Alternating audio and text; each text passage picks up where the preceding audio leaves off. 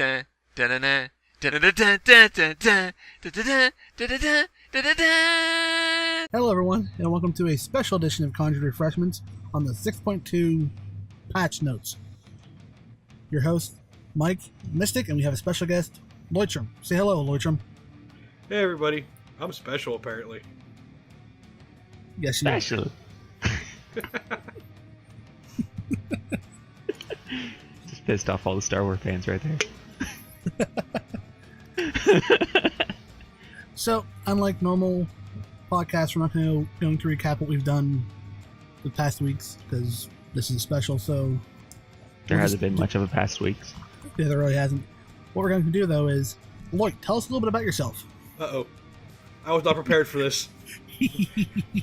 You are not prepared. Alright, well, I've been playing World of Warcraft since early Burning Crusades. Played a Warlock for the majority of the time in Burning Crusade. Switched to a Paladin for Wrath. Played about 2 months of Cataclysm and then I stopped. Came back for Pandaland for like another month or two, and then I kind of lost interest again, and then got bribed to come back for Warlords. It's been pretty fun. Been playing a Druid. Got roped into healing, and then weaseled my way out of that, so that worked out for me. You're out of it for now, until we need you to back up like I did you for tanking. Nope. Not changing back. What about your gaming history? Well, I've been playing since Nintendo. I wasn't around when Atari first came out, but I played Atari also. I know, I'm old. Yeah. Between the three of us, I'm the youngest, I think. Yeah. I played Atari too. I started playing MMOs back in Dark Age of Camelot. And then I stopped for a while up until World of Warcraft. I tried a few other ones out. Those were fun, like Star Wars, Rift, other ones along those lines. But I just kept coming back to WoW, probably because all my friends are here. I didn't really play PlayStation much, but I played Nintendo, Xbox 360, Xbox One. The Expo. Huh? The Xbox in there. Well, yeah. I stuck with a console. Cool. Mike, you have any questions for Loit?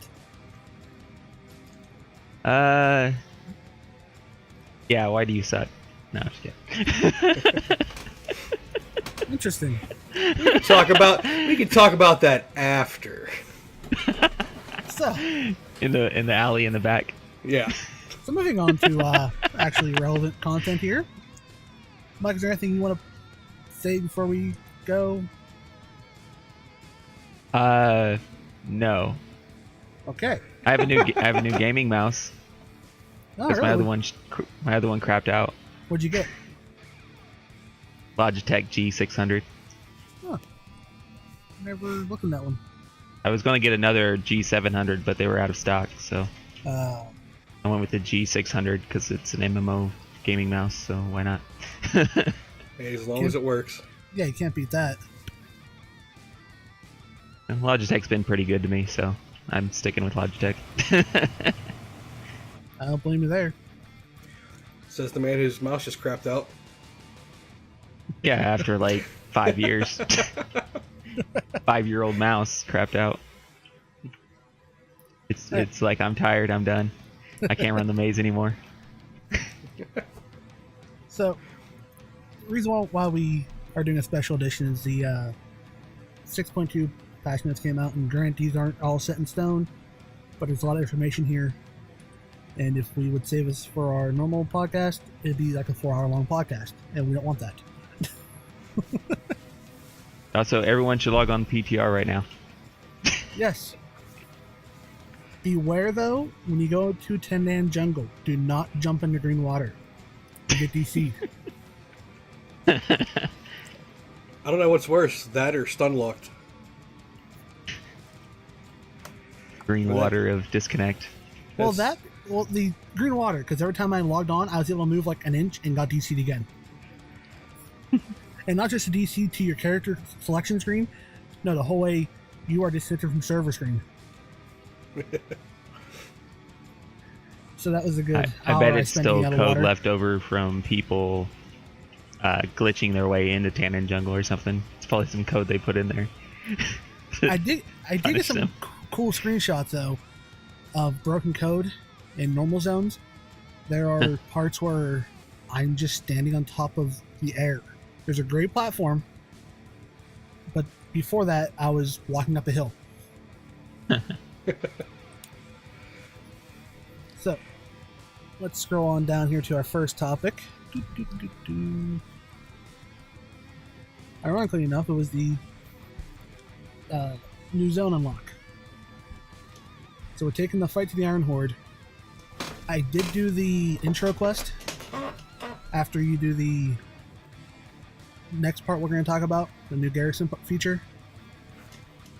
And it's cool, but they need to cut back on the respawning ads by a lot. There were 2 of us, and it came to a point where I was just backing up, tanking everything to the next part of the quest. Oh, We killed one, and 3 spawned. We killed one, and 3 spawned. And everybody complains about how slow escort quest NPCs move. Yeah, one of the NPCs, they need to slow her down because she takes off like a bullet. Like, follow me. I bet that was Gone. coded by an angry developer. Developer's like, oh, they're moving too slow? They're moving too slow? Well, take this, assholes.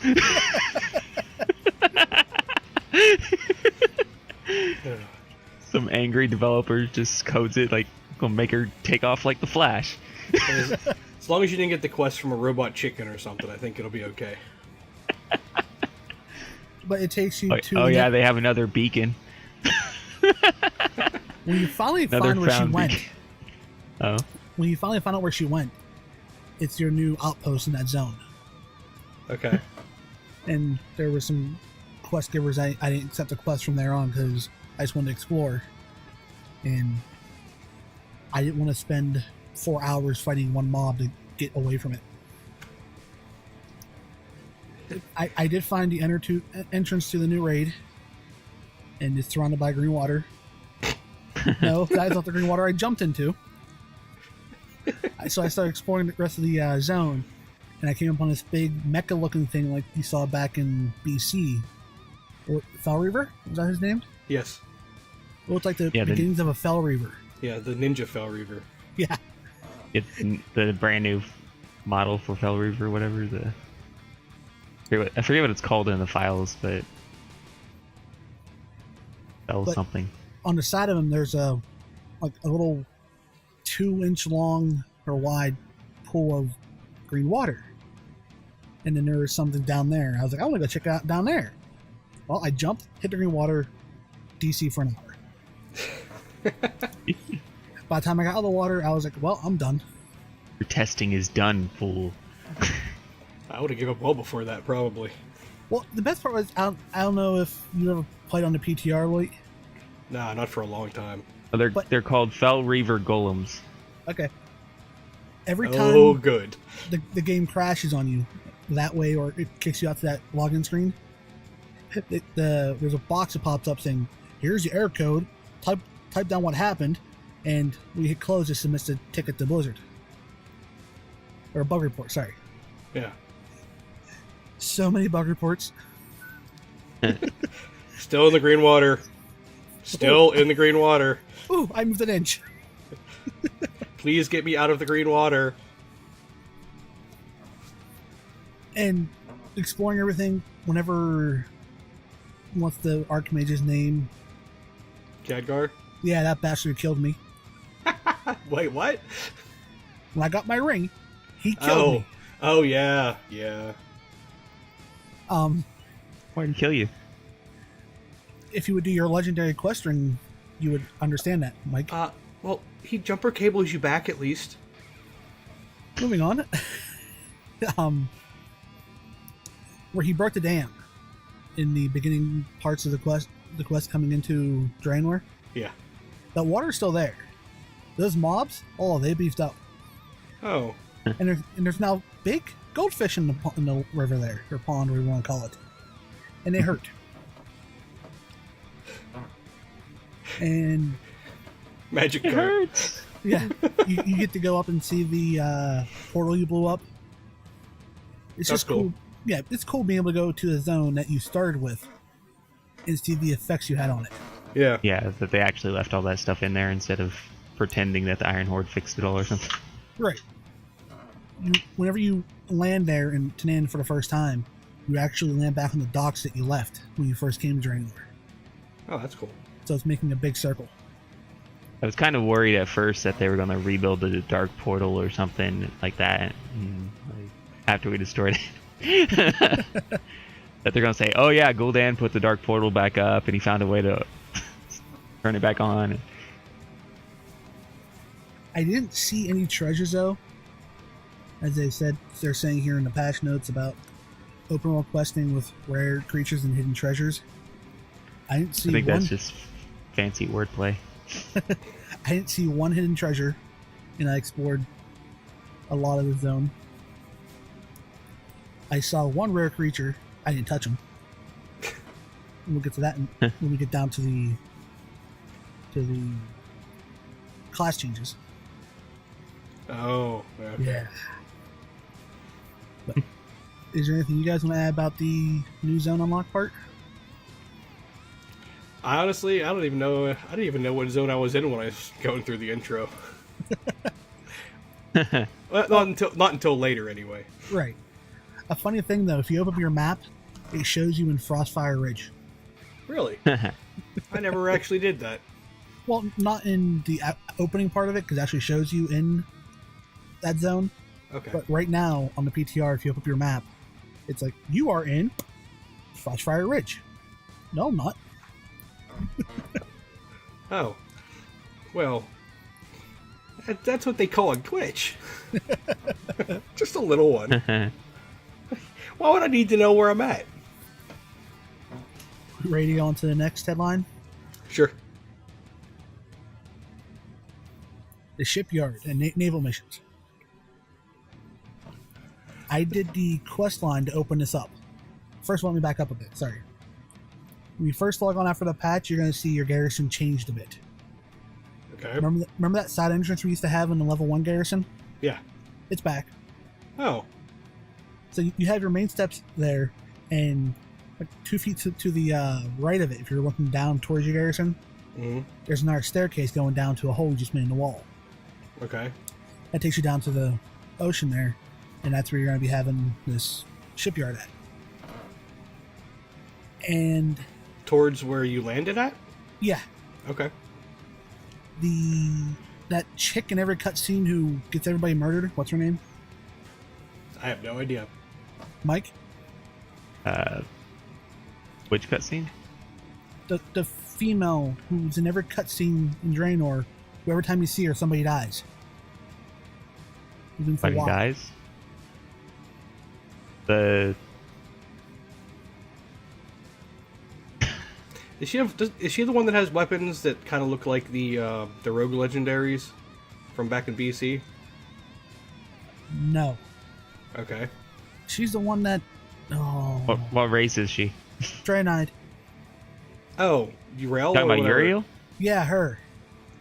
Oh. She moves into your garrison. Okay. The King of Storm moves into your garrison. Don't understand that one. And Archmage moves into your garrison. Yeah, it's not like he has his own tower. No, not at all.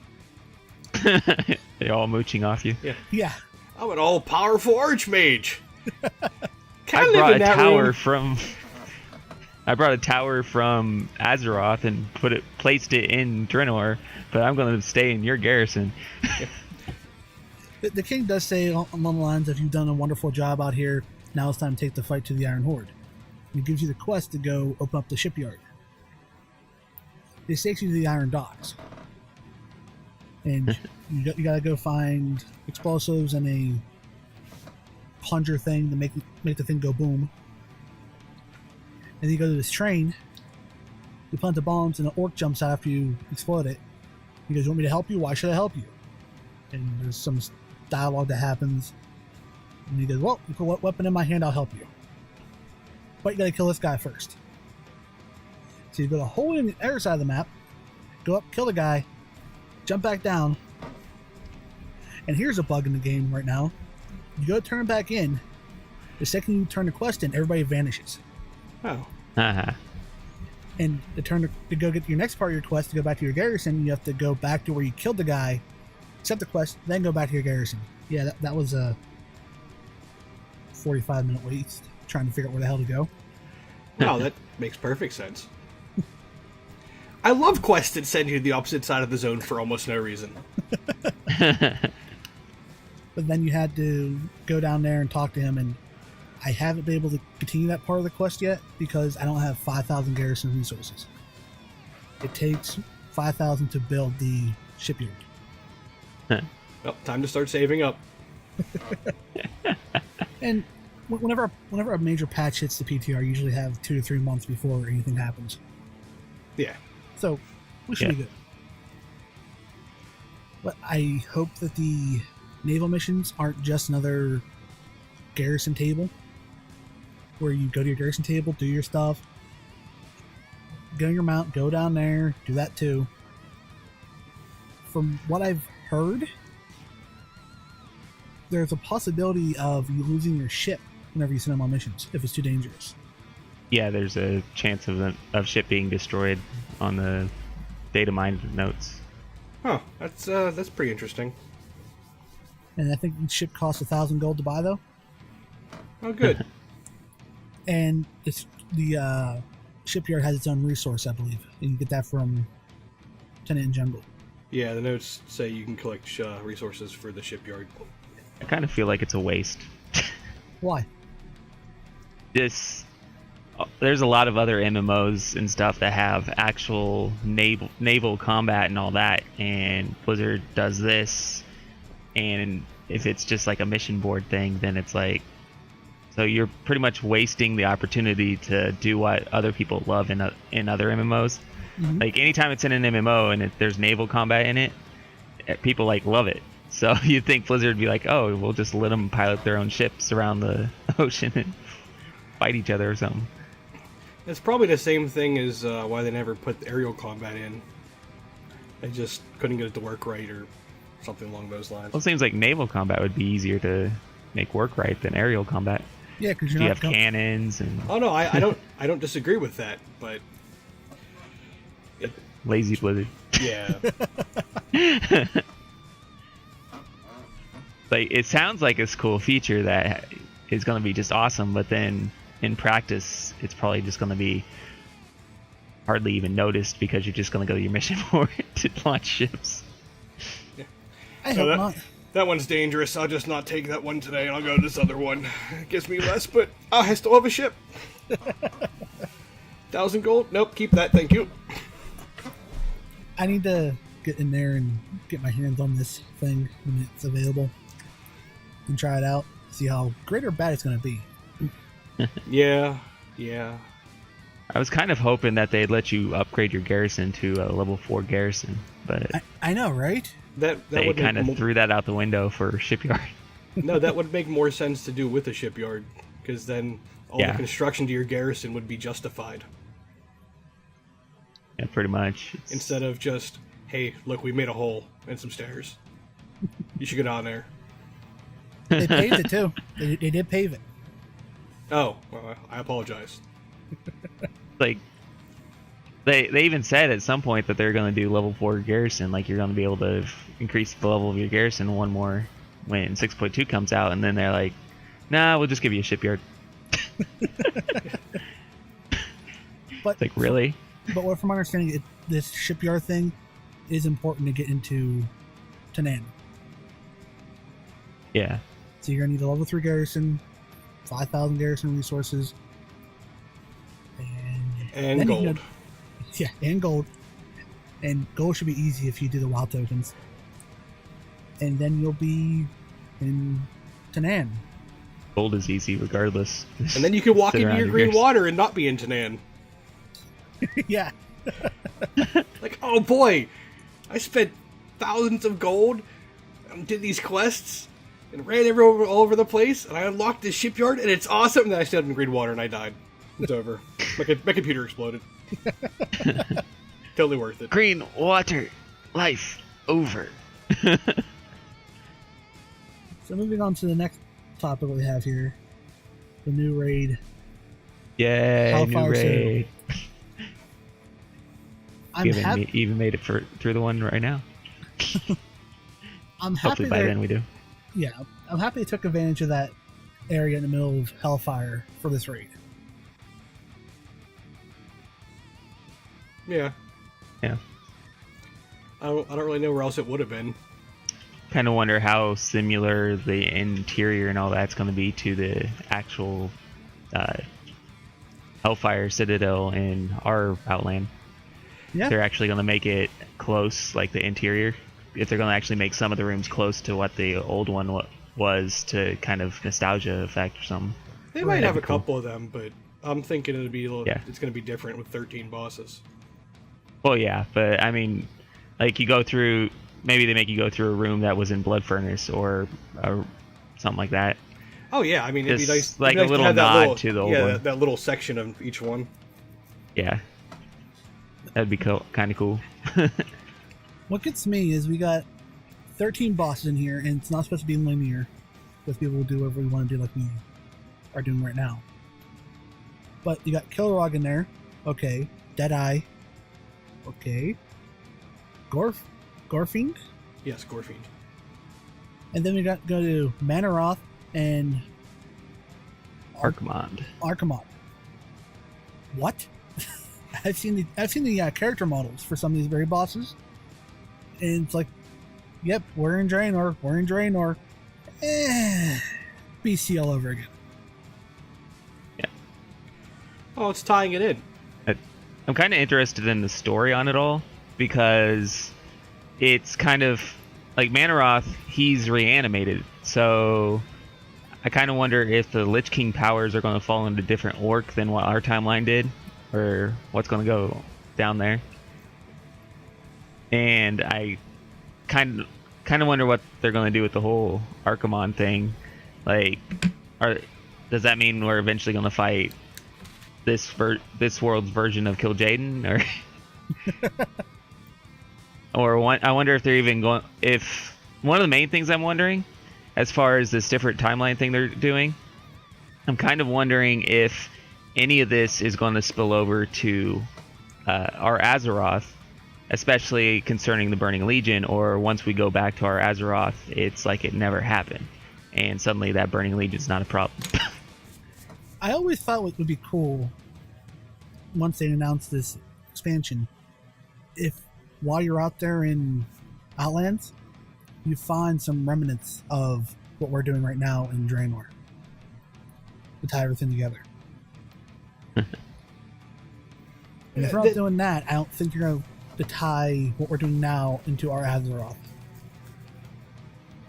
Yeah, it's Well, I think it'd be you kind of gotta. It'd be easier to tie it into Azeroth because they can just come back through a portal, as opposed to an altered timeline. And I kind of wonder if they're going to do that, but you got to wait till the next expansion is announced, I guess. But I kind of wonder if we're going to get into the next expansion and they're going to be like, okay, we're going to go fight the Naga, and we hear nothing else from Draenor, even though there's a whole nother Burning Legion on this alternate timeline. And if for some reason they figure out how to open a portal to our Azeroth, we're dealing with two or something like that. But I kind of feel like they're just going to be like, they're just going to put Fred the Guard in front of the portal, and it'll be fine. It'll be fine. It kind of feels like they're just going to be like, okay, we beat the Iron Horde, let's go home. Oh, look, there's Naga under the sea, or there's a whole nother continent on the other side of the world, and we're just going to ignore the fact that we just went to an alternate timeline, Draenor. Well, there is another Iron Horde there, but after we quote-unquote beat the Iron Horde, it wouldn't be unplausible for the Draenei who were there to keep tabs on them for us. Yeah. I'm concerned more about the second Burning Legion, though, because once we beat the Iron Horde, they're probably going to be too weak to really be a threat. But there's still that whole other Burning Legion. It's because they still have their Archimond, they still have their Kill Jaden, they still have all the biggest, baddest bosses of the Burning Legion are still there. Well, that might be that might be a side. future expansion. The return to the alternate Burning Crusade there. Maybe. Be interesting to see where it goes, though, if we just ignore all this, or... My money's on ignore.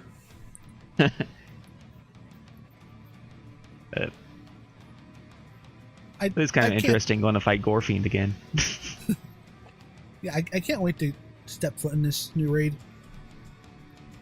I just hope we don't have a year of this and only this raid. Yeah. At that point, if we don't clear it, we have problems. Yeah. Well, they still have to do Garrosh's father or whatever, don't they?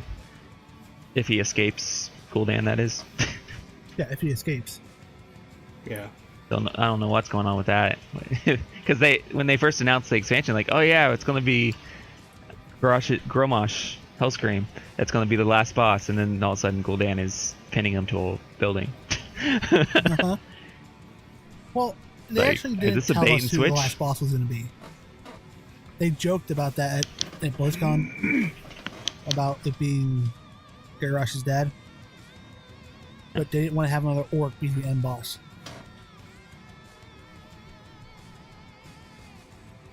Gul'dan's an orc.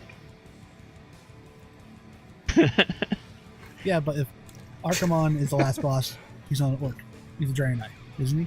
Yeah, but that just kind of feels like a letdown if you don't get to kill Gul'dan and all that. Mm-hmm, it does. Or it'll be funny if they come out and they're like, oh, by the way, there's another raid. Just all of a sudden, like, they add another small raid to distract us while they work on the next expansion. It's very possible. It's not like they've never done anything like that. No. Also, they'll push an expansion out for another 4 months. Next topic is Mythic Dungeons. Hey, on the upside, I don't know how hard it's going to be, but at least it gives you a reason to run dungeons again. Yeah. I mean, I didn't play much since Wrath, but in Wrath I had a reason to go do heroics. Uh-huh. And in Draenor, like I did my heroics, and then I went, well, why am I doing this? I like that it's content for people who have less friends. Like, if you have less friends and you don't want to screw around with a random raid group or something, you don't want to be part of guild, or you just don't have time, just find 5 friends and then you're good to go. You're pretty much raiding. Or 5 strangers. I don't know if I'd do it with strangers. I guess I'd have to play it first to say that, though. It sounds like it's going to be difficult. That's what I mean. I'm just saying it's an option. I like this concept, but I hate it being in patch 6.2. Here's my reason. I would preferred new 5-man dungeons. Yeah. Or at least new 5-man, the last patch, and then this patch, this coming out. That would have worked too. Yeah. They said they heard us in MOP, where they didn't give us any new dungeons, and they were going to rectify that. This here is not a rectification of that. It's, hey, go run the same dungeons you've already ran a million times, just slightly more difficult. We're hoping slightly. Yeah. Can I just say something that's just going to make it worse? What? Grimrail Depot on Mythic. No. With gear that is just 10 item levels higher than what you're currently getting in Blackrock. Minus the last boss, who might drop a 700. Yeah, however, you gear up faster. If this is for a catch-up mechanic for new players, someone who changes their main for this raid, fine. However, with that 10-point gain on gear, if they make it a requirement to do this before you can effectively do Hellfire, I have a problem with it. I don't think they're gonna go that far. Nah. No, I think this is to supplement the gear income. Yeah. I feel like it's going to be like an alternate to doing Raid Finder of it or something. Or both. Like I said, I would have preferred this being in the next expansion, it's Mythic difficulty, and giving us 5 minutes. And I understand having to. Plus, they got having, like an easy way to give us 5 mans too. So yeah, Hellfire Citadel. I mean, come on, you pretty much have all the assets to do it. Yeah, and they've never recycled a old dungeon before, have they? No. I don't mean recycle it. I mean, you pretty much have this. You have Hellfire Citadel. So there's 3 different 5-mans that were in Burning Crusade. So you pretty much have nostalgic 3 5-mans that could be nostalgic without actually having to revamp them or anything.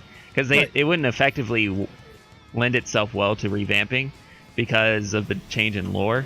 So it wouldn't really make sense for some of the characters to be in there. But they could have like different bosses there and make it look more corrupt and cool looking or something. Yeah. I would have taken that. They don't really have to Mythic do content. that much. Yeah. It seems like Mythic was the buzzword around the office, and they're trying to find out where they can shove this word at in the game. We put it in the raids. Where else can we put it? It's new and shiny. I think part of it is also to shut up the people that say heroic is too easy. Because it seems like every time an expansion comes out, they're like, oh, these heroics are too easy. Oh, these heroics are too easy. But they can't make their heroics harder because it's a pug thing where you pug people. And so they added challenge mode. No one wants to do challenge mode. So they're just like, okay, we'll do Mythic. Well, I think Mythic is beneficial because whether you choose to do it or not, at the very least, you have the option to do something else. You're not just doing your garrison routine and then nothing. I'll be okay with this as long as you can take who you want still. I'm not saying stacking all paladins, stacking all druids to take this. But if I don't want to be where if you don't have the correct comp, you just can't do it. Yeah. That kind of can't wonder. be part of this. Yeah, I'm good with harder, but not ridiculous. Yeah. I kind of wonder if they're going to try and do a looking for Mythic. Where I wonder if they're going to make it part of the looking for dungeon tool, or if you have to actually build a group and go there. Because I think if they did make it part of the looking for dungeon tool, it's just going to end up getting nerfed to the ground, and because people are going to complain because pugs suck. I think what they might do Feels with like, it. Remember heroic scenarios? yeah, When they first came out, you had to have a party of 3 before you could queue up for it. I wasn't yeah. there for that. I'm hoping they do the same thing with this. You have to have a party of already built 5 before you can use the Finder tool. At least at launch. Yeah, that's what they did with heroic scenarios. And then, a month especially or two later, Grimrail open it up. Depot. Oh, that place. Especially Grimrail Depot would be horrible Mythic pug. I know I'm not taking any hunter in there. They're damn multi-shot. Haha, lol, bye-bye. So our next topic is the adventure guide. Did you see that at all in the PTR? I didn't open it up because I was going to do a video on it, but then the hour-long DCing happened and I gave up. I mean, it sounds good, not knowing anything about it. That's all I got. I do know stuff about it though because I did watch a video on it. Okay. They're replacing the dungeon journal with this, and it's going to tell you what the run for your gear level. Okay. I'm cool with that. Yeah. And it's going to have more information on each boss, which is, again, it's cool. More information is always a good thing. Yeah. Or they can make available to the players. Yeah, as long as they don't hold your hand the entire way through. I mean, you want a little bit of a challenge at least. Right. I'll be happy if it's in there. For example, how many stacks a tank should take on this raid boss. Yeah, even if it's a guesstimate. Like, we suggest 3. If you want to try 5, have at it. You okay, Mike? My wife was getting annoyed, so I was holding a rubber band. Oh. that information being in the game in this new guide would be okay, because whenever we're on a boss fight, if I forget how many stacks Cougar and myself have to take, I'll just stop, go AFK during trash pools, and look it up. Yeah. So why not keep me in the game and just go, yeah, 3. Yeah. Yeah, there's nothing wrong with that. No. It doesn't really take anything away other than 2 wipes. Yeah. So, I like this idea of this dungeon journal being upgraded. Yep. I don't see a negative on it. Only way they can make it better is just make it Wowhead in game. I mean, it sounds good. I'm going to hold my judgment until I see it, but I don't really see a problem so far. Right. The Legendary Ring quest line. I did not play with this, but from MMO Champion, here's what the rings are going to be. And Mike and Loitrem had a very long, in-depth conversation on this. Go. Well, I'm not exactly a huge fan of the shared cooldown. I mean, if it's a legendary ring, and it's my legendary ring, why isn't the cooldown mine? Yep. But Or the fact that everyone pretty much has to have one. I mean, as it stands now, at least the DPS, I didn't read the other ones, but, I mean, you have to use it with your other cooldowns, otherwise you're just doing it wrong. Pretty much. And agility ring has crit and versatility, which is good for one class in spec. I like the crit, and the versatility is not bad, but it's not something I want. Yeah, I don't mind the crit. It's just that versatility, there's only really one class in spec that favors versatility. So it's like you're really kind of niching the ring down there. Honestly, like I'd rather have like I'd rather have the strength ring with agility. Oh yeah. Because crit multi-strike for the win. Well, I'm not too pleased with the tanking one. Versatility is not a primary stat for tanking, at least for monks. No, honestly, the only one I'm really seeing that... the only 2 are the strength ring and the healer ring that actually give relative stats. And the spirit, I could see arguments either way. I feel like they're shoving versatility down our throats with this. Because there's a lot of stuff that has versatility on it, even now, where it just doesn't really make sense because a lot of DPS classes don't really care for versatility, yet it still keeps popping up on the gear, like, in excessive amounts. They missed the target with versatility. I was hoping versatility and bonus armor would be the go-to stats for tanks. It makes sense. But it's not. Yeah. For example, I want bonus armor, and I want mastery, and then I want crit. That's what a Brewmaster Monk wants. And versatility is just all around not really that great. Just every time I look at a guide, it's last on the priority list. It's like it's great on paper, but not great in practice. Yeah. Well, that's because they didn't weigh the stats properly. Yeah. Yeah. I mean, not for what... there's not even a point to have it in there. That's the way they have them weighted. It's one of those stats where, like, well, if I have some, it's not bad, but it's not what I want. Yeah. You kind of see it, and you're like, oh. And going to the not liking to share cooldown thing, I don't think we ever talked about this on the podcast, Mike. How do you think the player base react to their raid leader having control over the major cooldowns? Yeah, to some extent they do anyway. Yeah, But how I've many always times- really assumed the raid leader would deal with that. Hold on, no. Unless they have control over it, I mean, there's buttons on my screen for that. Oh no, I know what you're getting Oh, at. What I I'm see. saying is, aside from the fact that you have to call it out, that's been how it's working for the most part, at least in progression rating. Yeah, and Well, that's, I a thought button this would be worked on nice for ours. raid leader. Oh yeah, How many having a times button have I there had would to be call out nice. hero multiple times at the pull, start the pull? Yeah. yeah. At least if you have a button, then you know it's gonna happen. Or who to battle res, or so Yeah, on. yeah. I would like to see that in the game where the raid leader and the raid assist has control over all that stuff. Yeah, whoever has assist or raid lead, yeah, absolutely. Yeah. Extra action button shows up on your screen. You can move wherever you want, and the major cooldowns are right there. So, example, I'll pop here. I'll go hero rings, go. Yeah. I would Yeah. love to see that in the game.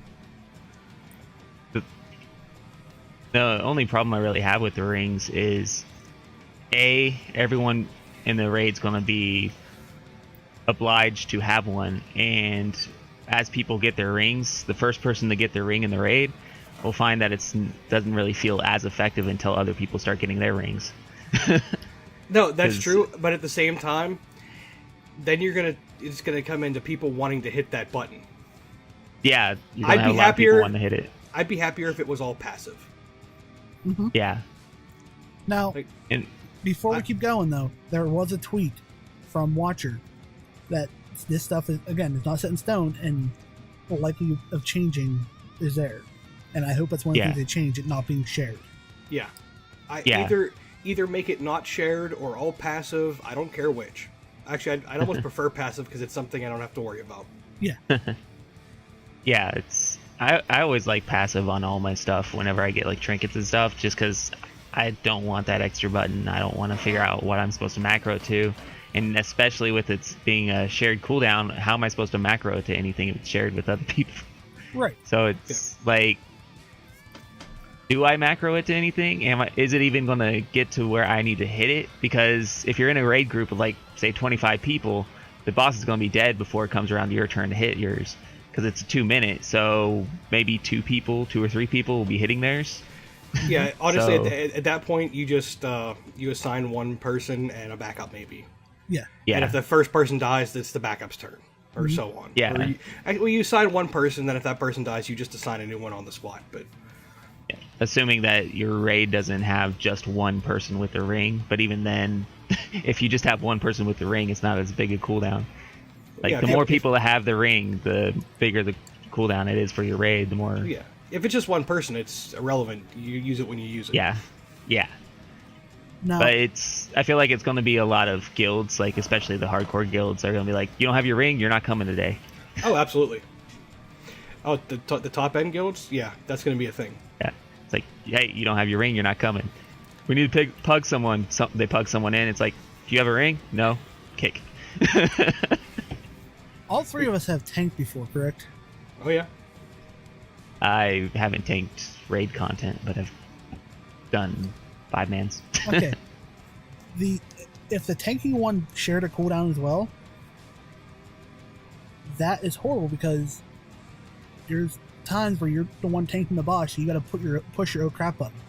Yeah. And if you work us into your oh crap rotation, you just screwed the other tank. For 2 minutes. Yeah. Yeah, because you're sharing the cooldown with the other tank.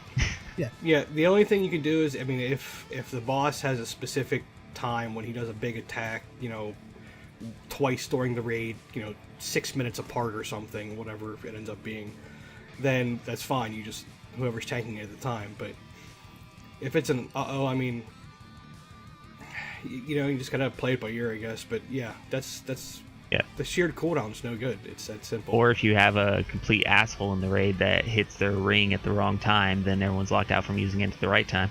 Yeah, or you get that pug who's like, haha, screw you. Uh-huh. Yeah. Or Or- someone, for some reason, has it on their bar for like solo content or something. And just keeps hitting it over and over and over. Yeah, because they bind it right next to a ability they use often, and they keep accidentally hitting that other button. It's like, oh, sorry guys. Oh, sorry guys. It's like, guy, you're screwing us over, man. Yeah. I mean, I do like the effect that it draws from multiple people. I like that part of it, but it just can't be shared. It's that simple. No. I mean, it can. Obviously, it is on the screen right now, but it's not. Yeah, it's not going to work. Not ideal. Yeah, it's not. Yeah, especially ideal that tank ring. Like, It just- if anything, like if they're going to change the shared cooldown thing on anything, it should be at least the tank ring. I think all of them, but if they have to narrow it down to just one ring, probably a tank ring. Yeah, it's just another annoyance you have to worry about as it stands now. Yeah. Yeah. So we done venting on the rings? Yeah, I'd Sure. say. Alright.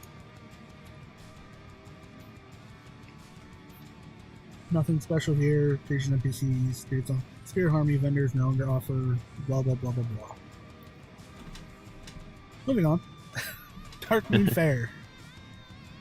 Mike, you're good at Dark Moon Fair stuff. Go. I am. Well, we hardly had the ever do racing it. thing before. Well, I don't Dark Moon, Yeah, so 'cause- it's all you. The racing thing was cool, but I mostly don't do any of the rest of the Dark Moon Fair. Yeah, you're on. They have a new fish.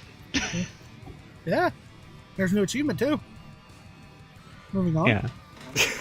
Oh, look, stuff done. No one cares. Raging Dungeon. It just Oh, talking we about already the sort of talked about that. yeah, just talking about the Hellfire coming out, and they changed challenge mode to give 680 gear up from 660, which makes sense. Yeah. PvP, Mike, go. Not really that much here. It's just raising the eye level. Well, changing the eye level a little bit to sort of match the new gear raise from the raid. Because new raid PvEers are going to have higher level gear, so they need to change it so PvP gear is still better or whatever. But just little changes. The main one is you won't be able to take your legendary in anymore, like your Warglaives or whatever, and they won't suddenly scale up to 690 because now they have a lower cap. It has to be 560 in order for it to start scaling up. Which, That's good. yeah, it's fine because it does encourage you to actually get real weapons. The only thing I'm gonna miss is being able to actually use your legendaries again. Yeah, that is Yeah. a downside. Honestly, Because I don't really see other a than that, huge they're issue just with using lower level items if it's all scaling up anyway. yeah, it scales up to 690s, and it's really not hurting anyone because the like Warglaives, for instance, they have that 2-piece set bonus, and it's not really hurting anyone because that's deactivated. It doesn't work in PvP, so you're not really getting an extra bonus from having the legendary or anything. I thought it was nice because you could actually take your legendary out of the bank and use it rather than it just sitting in your bank. And if they're not going to add it to transmog, then really what's the point of having a legendary that's just taking up space in your bank? So it was kind of nice just for a little bit at least to be able to dust it off and take it out and kill people with it. Maybe with that Time Walker feature, you'll be able to use your legendaries again. Maybe. That would be cool if for the Time Walker feature, they say they're going to have like the normal loot you would have normally got from that dungeon. It'd be cool if they brought that to Old World raids at some point, and you could actually get the legendaries and they scale up Mm-hmm. to your current. At least, maybe they're not legendaries, maybe they're epics, but they have the same look, maybe slightly altered look, so that it doesn't make people who have the legendaries jealous. But it'd be cool if you could get something like that. But it's not what they're doing right now, but Right. Yeah. that'd be cool if that's where the Time Walker thing was going. Yeah. But other than that, in PvP, there's not that much change. It's just making sure PvP gear is better than PvE gear. And PvE gear can still keep you alive when you enter PvP somewhat. Next topic is collections. Heirlooms. Mounts. Mounts are always good. They're adding the Argent Warhorse to Mount Journal. Pet battles. Anybody a pet battle here? Nope. I do. dabble in it. Just dabble. Okay. Moving on. Items. Here's one for Loit. Apex crystals no longer have a cap. Even though I stopped doing it. I do need to start again on my other characters. But, I mean, if they up the items you can get from the Apex vendor, then it'll be relevant. Otherwise, there's no point for that to be a thing. To me, they missed the target on the Apex crystals. I literally did it to get my ring and just stopped. I did it to get it. I still use a few pieces of Apex crystal gear. I did it to get my ring on my other rogue and then stopped. Yeah. They really missed it on that one. Achievements. Blah, blah, blah, blah. Class changes. Again, these are not set in stone yet, thank God. But they're stuff they're dabbling with, and really, people should jump onto the PTR and check these out. Yep. I Same know thing we preach every time. Yeah. I know of a couple red texts in here that are up because people were on the PTR. So, Death Knight, Anti-Magic Shell, absorbs 100% magical damage up from 75. However, the damage absorbed no longer causes resolve. Whatever that means. That'll play a DK enough. Mine's, I got my DK to his level 1 garrison. He doesn't even have any followers. I just got him to where he can collect his resources. And I never touched him yet since then. I've been working on other things. My DK is still in Wrath of Lich King content, I think. Oh, no, wait. Panda content. Oh, made the panda content. However, I mean, absorbing more magic damage is good. I'm not sure what Resolve does, but... You know what? The Frost Strike and Howling Blasting 20% more damage is nice. Two-handed DK Frost was already OP. That just makes it more OP? I guess. No matter where, everywhere I turned, the Frost DK was just annihilating everything. And the reason why my DK isn't 2Hing it up is because I like dual wielding on my DK. Well, they upped Obliterate too, except for player-controlled targets. Yeah. Unholy. Slight nerf. Yeah. And glyphs. They removed the glyph. Man. Druid. Ironically, we have a druid with us today. Hello, Mr. Kitty Cat. Well, I don't play balance, but it looks like balance got nerfed a little bit. Just slightly. On the mastery side. Yeah. But balanced, as I've told you before, is the class that most progression raiders make their druids go if they want DPS. Yeah. Just because how overpowered balance was. Yeah. I don't know if a 5% nerf to a mastery is going to be enough to bring it back in line with Feral, but it's a start.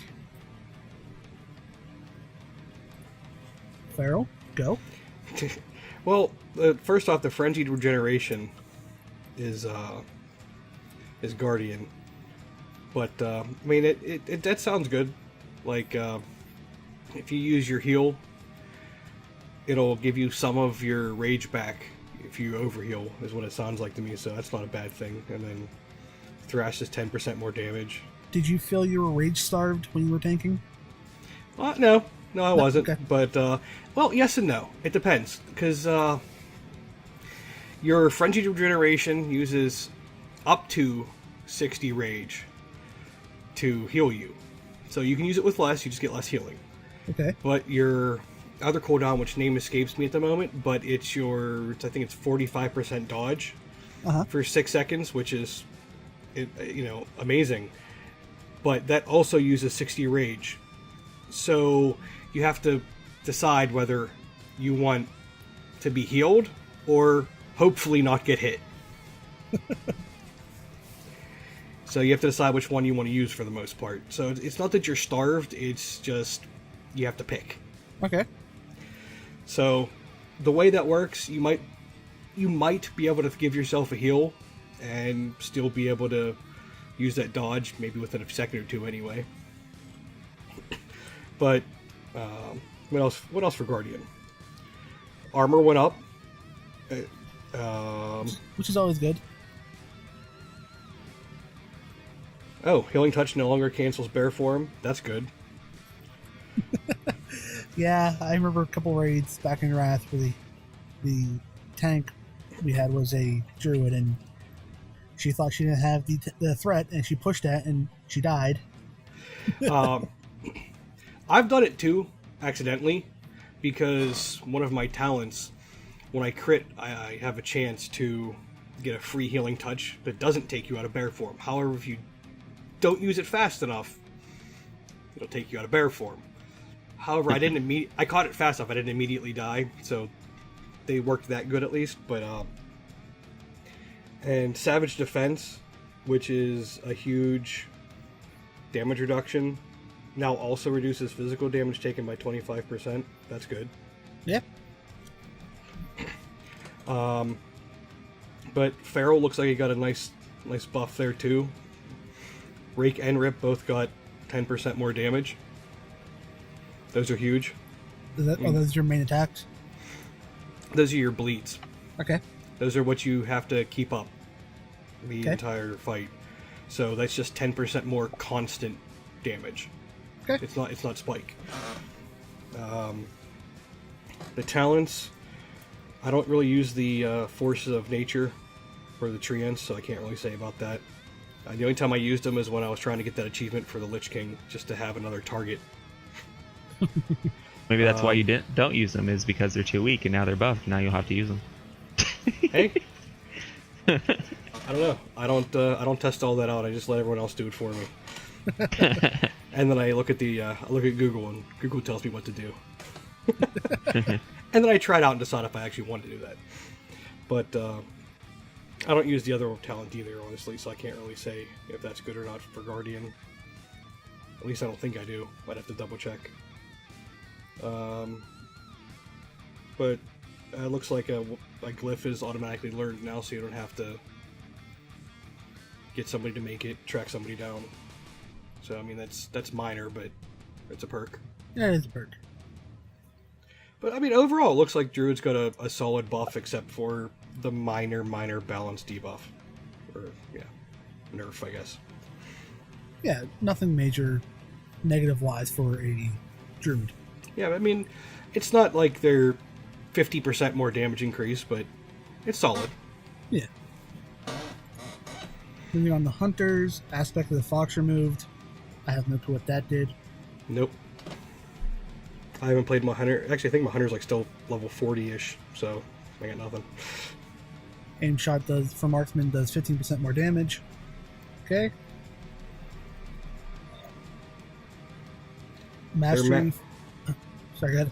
No, I was just going to say the same thing. Good. Survival, the mastery was increased by 19%.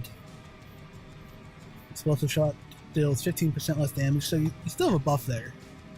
Yeah, it's got a little bit of a nerf, a little bit of a buff. Depends. Yeah. Looks like they're nerfing survival a little bit. Yeah. Serpent Sting no longer deals initial tick of damage. So, the doc got a little bit of a nerf there. Talents. Only 80%. Murder of the Crow only does 8% towards player control people. Barrage does 80% less towards player controlled. Meh. Kind of Hunters. Wonder what they mean by player controlled. Does that mean not the player, but what they're controlling? Or maybe like pets, siege vehicles? Siege vehicles, pets. I'm assuming whatever you happen to be controlling. Yeah. This seems like a weird change. Who cares about their pet? Well, it's probably PvP related. But then again, maybe not. I don't know. The pets already take less damage from AoE. They don't need to. However, no one cares about pets. However, Mike, if this is what's happening, how many podcasts have we done now where we said separate the PvP and PvE parts of the damage on stuff? Yeah. Or at least just Yeah. say it's PvP. It looks like that's what they're doing here. It does 8% Yeah, against. for their pets at least. Yeah. It just feels like an odd change. You'd think they'd worry more about the player than the player's pet. If that is PvP related, I would prefer in the notes for them to actually say something about PvP in the sentence. But that's me. That way you know Yeah, for sure. it's like really. I see where hunters would benefit from it, but I can't see where anyone else really benefits from that. Because a lot of the pets can be just instantly summoned back, or Yeah, unless well, warlocks have pets. Oh yeah, warlocks. Mages have their Water elemental. yeah, thank you. Or like you were saying, siege weaponry.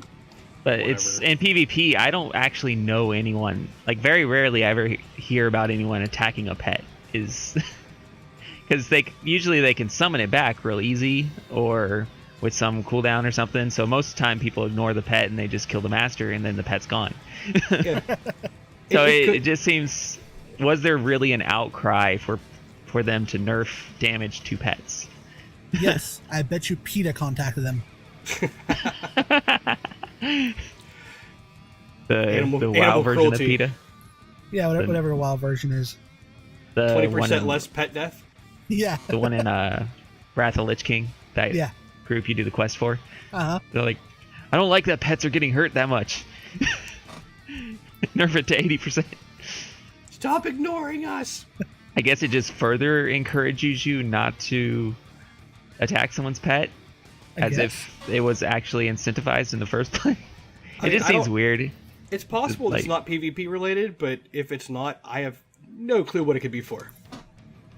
I guess if you're destroying siege vehicles too quickly, I could see where that is, because then the siege vehicles aren't making it to where they need to be. But that, like, if that would affect Strand of Ancients, where you have to destroy the demolisher.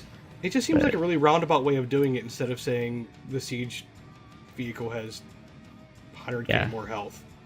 Yeah, it's just weird that they do it that way. But Or a oh well. siege vehicle takes X amount less damage from this. Yeah, all these Yeah. options are good. Yeah. Putting confusing text in a blog, no good. Mages. Amplify magic being removed. I hope they undo that one. I don't know what it does. I just know we have mages in our group. They use that for a cooldown and stuff. it increases the healing taken or done. I can't remember which one on the target you use it on, or something like that. So I can't. I've seen it before on my mage, and I think I've used it like once or twice. But I'm pretty sure it has something to do with healing taken or done on a target. I think you could use it on tank or something. Fair enough. Arcane got a 6% nerf on their mastery, and their arcane missiles got a nerf. Buff. A buff? Oh, sorry, you're right, a buff. Yeah, I think the missiles are going to outweigh the less effective mastery. Oh yeah. But on the flip side, Frost Frost got nerfed. their mastery is 13% more effective. But No, I guess it's not really a nerf. no. But I don't their really brain like to freeze- change the brain freeze. I don't ever Like remember using as brain is. freeze. No. Well, as is, it doesn't really proc like as that much. Uh-huh. It feels like, I don't know if it's just because I'm low level and I'm leveling through Draenor right now with my mage, but I don't know if it's because I'm low level that it doesn't proc that much. But it feels like I don't really like, I hardly ever see it, and now it feels like I'm just gonna hardly ever see it anymore. But I don't know how it would affect the DPS overall, but it just feels like it. Why does it need nerfed if I'm hardly ever seeing it as is? Right.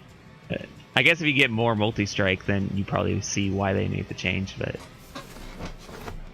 Right. Moving on to monks. Well, it looks like it's not as bad as you said anymore. Oh no. Thank God.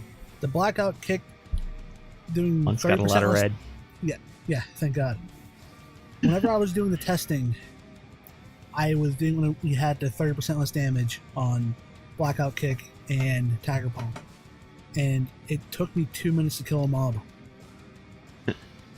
whereas 45 seconds before. Yeah, and this feels more like a change for PvP, like the 30% less damage. It kind of feels to me like they were just trying to decrease the damage they were doing in PvP, but they were also affecting PvE, so they changed it 5%. Yeah.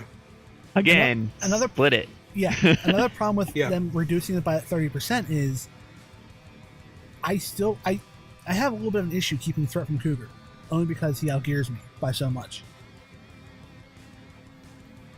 If that 30% would have stuck, Cougar would have just died left and right.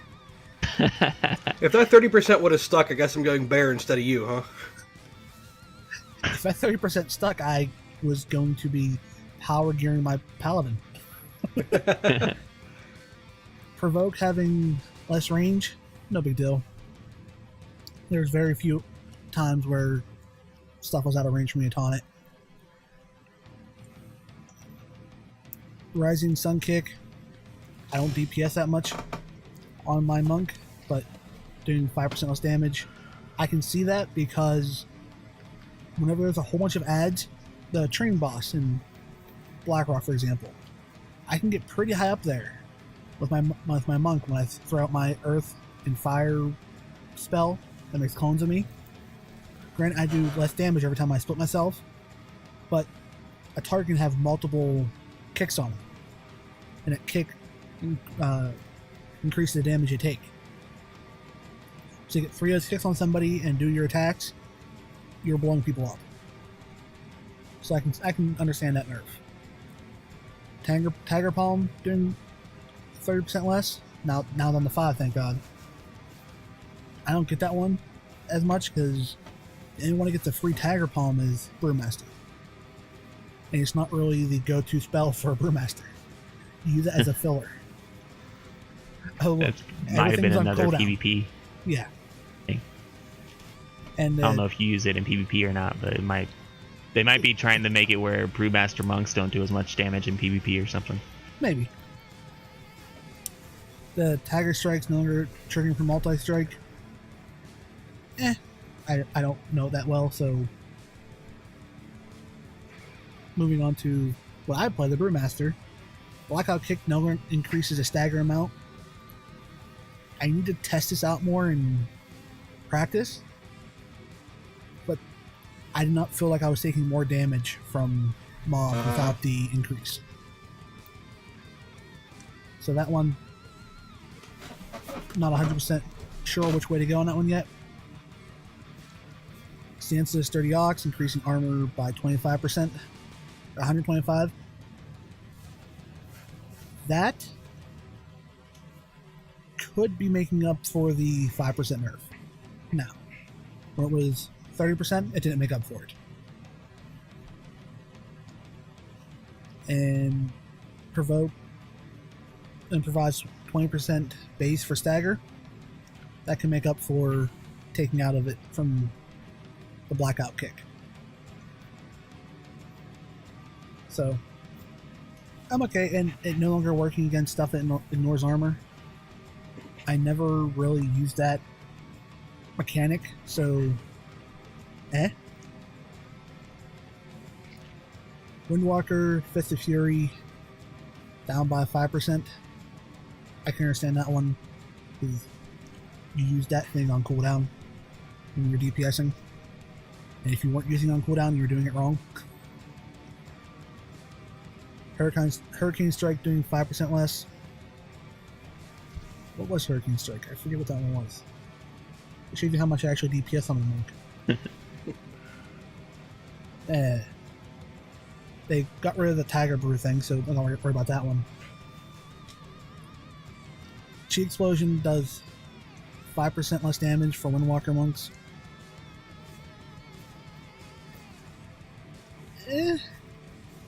My question, from everything I read, if you're a Brewmaster monk, why are you taking, or if you're a Windwalker monk, why are you taking Chi Explosion?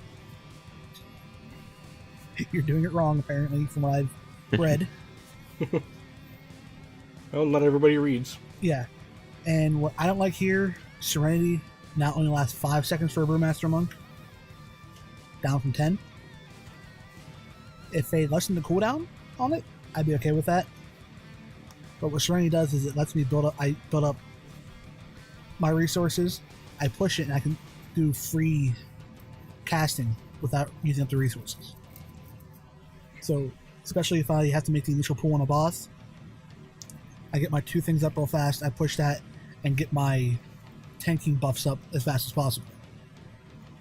Where something like Gruul, where Cougar tanks first, I don't need to push it until later on in the fight. Because I don't need that instant build up. Does that make any sense? Yeah. Okay. Looks like Monk's got a pretty base 5% across the board nerf. Now? Yeah, I'm talking this current iteration of the patch notes. Yeah. But for Chi Explosion, that's a PvP nerf. Is it? Okay. Yeah, you take it for PvP if you're Windwalker. Okay. See, So I just do again, more PvE, PvP. so yeah. So yeah, it looks like a lot of it's a PvP adjustments, but again, they should just call it a day and just split the attacks. Does this in PvP, does this in PvE. Right. Yeah, I've been saying that for years. Oh. I don't think there's been one episode of the podcast where we haven't said that. Repeating it until they do it. Exactly. Yeah, for Windwalker, a lot of the change. I'm looking at a Windwalker PvP guide right now, Uh-huh. and a lot of the changes they did does affect PvP Okay. quite a bit. So Well, that's every time you what they're read doing. patch notes, all I can think is that they nerfed things for PvP and PvE suffered. I'm just Yeah. saying. Yeah, and that's Again. just an asinine way of doing things. I would like to see some way to get rid of that 5% nerf for Brewmaster. Because one, we're not doing retarded damage like we were back in Mop before the Vengeance nerf. Seriously, back then, if the monk wasn't near the top on a multi boss fight, that monk was doing it wrong. They need to. I need to test that 5% out more. Because, like I said, that 30% was just not going to cut it. And I'm glad that change was made. Paladins. I like this Diva aura, reducing all damage taken down, not just magic damage. Yeah, that's solid. Again, this would be wonderful if they give us that little raid leader and assist, and raid assist people, that little box with buttons on it, so I can just push the thing instead of calling out for it. Make life so much easier. And Yeah. Retribution Mastery being reduced by 6%. Probably isn't that huge of a deal. I mean, it might be. I don't know how much that factors in. I haven't been able to do great damage on my pally yet. I know back in Mop, Mastery was the thing to do. But everything I read now, you want multi-strike for a rep pally. So, see how that works out. Again, that's probably a PvP nerf. Shadow Priests. Devouring Plague now does 12% less damage. Which one was Devouring Plague? Because I haven't played my Shadow Priest. Is that the like the dot or something? Mike. I don't know. I want to say it was one of. I your haven't played dots. my Shadow Priest for a little bit. So. Yeah, I'm with you there. Yeah, mine got her garrison up and got the thing to make the bags, and yeah. I think Mine mine's still is in sitting at Outlands. 80. Mine's at 80. Mine's sitting in Outlands. The shadow form no longer applying its visual effects to the mount. Why is that a thing? Why? Because they changed it. They got to put it in. However, there's not really much reason for that. I could see where people complain about it because their mount looks badass. Now it's all covered up with shadow. But make it a glyph. Yeah, Like, Yeah. make it a little minor glyph where it can where your shadow effect applies to your mount if you want that. but if instead of just taking it out for everybody. Yeah, I personally hey. like that. Read lower. What? Oh, there we go. Okay, there you go. I had it scrolled off the screen. Oh, Oh, that rant was beautiful. Just For the saying, next- Blizz. Oh, thank you, It's the Blizzard. next sentence. thanks, Blizz. You're forgiven on this part. I wasn't scrolled down that far on my screen, and I wasn't paying attention to the Skype thing. So it's like, The entire thing is 4 sentences. How could you not I'm scroll reading down that a- far? I'm reading about monk PvP. All right. Well, stop reading about monk PvP and start talking about rogue wall of red. Yeah, no, that's a lot of red. You go. Well, mostly for rogues, they buff. No. Start at the top, work your Eviscerate. way down, bitch. Eviscerate, that's a buff for combat and subtlety. Sinister Strike, buff for combat. Because I don't know why when they make these notes, they don't just put like Sinister Strike now deals 10% more damage. Why don't you just put that under combat? Because no one else has Sinister Strike. It's like general. Sinister Strike deals 10% more damage. It's like, no, that's combat. That's not general. Get it right. Put it in the right place. They do that. I notice they do that for a lot of other classes. Is they don't categorize them properly. It's like, no, that's a who's change running. for- It's like, who's this? Whatever. I don't know. It's, general. But You mean like we deal with the Eviscer- glyph and priest because we don't Yeah. read the priest patch notes? It's the next sentence. Yeah, fuck you, priest. Oh. Anyway, Eviscerate is a general buff because it does affect 2 of them. It affects subtlety and combat. So it doesn't affect assassination because assassination doesn't even have Eviscerate. So it's a buff to combat and subtlety, and I don't really know why subtlety needs a buff because it's already the highest DPS of the 3. I guess to keep it up there or something. The pickpocketing thing, when I first found out about that, when Warlords of Draenor came out, that you could pickpocket stuff, turn them in for dingy coins, and get money and all that, I thought it was a really cool idea because it made pickpocketing sort of relevant again. Because now you can make money off it. But I did get really confused about the stuff I was pickpocketing. I'm like, what is this? Is this some sort of? Because they don't tell you. I didn't really see it in patch notes. I guess I might have skimmed over it. As you can see, I'm not that great at reading patch notes from the priest part. But now they're gonna have a tooltip that tells you what it's about, like what the fuck all this stuff is about. So that's nice. Rather That's than good, just 'cause having these things that show up in your bags that have no flavor text, they just say, I'm a diamond ring. Okay. And I thought they were, yeah. And I thought they were some sort of auction house item or something, but no. So it's nice that they add that tooltip, so rogues coming in realize. I like that they are expanding on it. Like it's not just one of those things that they add to the game and forget about it. Like They a lot never of do that. a lot of ideas they do. They're actually going to expand on it, which is nice. And I'm glad they're doing that because it makes pickpocketing relevant again, which pickpocketing wasn't really relevant since Burning Crusade when you had to pickpocket to raise your skill in lockpicking or pickpocketing. Or you had to... I remember back when you had to pickpocket just get the ingredients to make your poisons. Back when you had to actually make your own poisons. And since they changed it so you didn't really need any of the lockboxes that the mobs dropped or anything like that, pickpocketing has been kind of pointless, and now there's a point to it again, so I've actually macroed it to my sap again. So that whenever I sap, I automatically pickpocket the target. That's good. But I think that's one of the better things. It's nice getting a sign that, hey, pickpocketing's worth doing now. Yeah. So it's not a dead button anymore. It actually keeps the flavor of a rogue.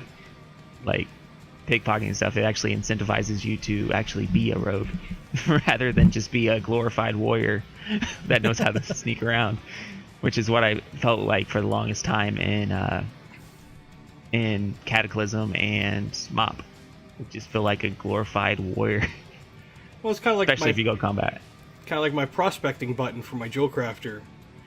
Yeah, that's totally worth having on my bar now. Don't need to prospect anything. No. Yeah, it's weird some of the stuff they make irrelevant by adding convenience. But why? Like, why don't you just prospect and then you get your gems? Like, why change it? Anyway, Yeah. that's another topic. Also pickpocketing, it has before this they added this into the game. Pickpocketing wasn't even lucrative. Like, you'd get a couple silver from a high level mob, and it's like that's all it has in his pocket is loose change and some lint. I'm not a very good thief if that's all I can find in their pockets. It's like, this is a very poorly paid mob, and he's making minimum wage, and I'm stealing from him, so now I feel bad. Yeah, I remember when I made a rogue and I was going around pickpocketing, and then 10 minutes later I realized I'm never pushing this button again. Yeah, and now it's actually lucrative. You're stealing diamond rings and stuff from them, and you're selling them to the guy that sells you a necklace that tells you it does something when it doesn't. The shadiest vendor in all of WoW. It's like soap on a rope. It keeps you from being raped, I guess. I don't know. In prison. I remember seeing that when he's selling it. But anyway, moving on. They buffed Assassination with Envenom, doing 30% more damage, which was changed from 10, so they're buffing it even further. And I don't really know why they're buffing it, because really Rogue DPS wasn't that bad anyway. And I don't know if they're trying to bring Assassination up to par with Subtlety, and they're trying to just make it where all three are viable, which I don't think is really going to happen with the disparity between them. They'll just do what they usually do, and this is now the flavor of the month. This is now a flavor month thing. Uh-huh. Yeah.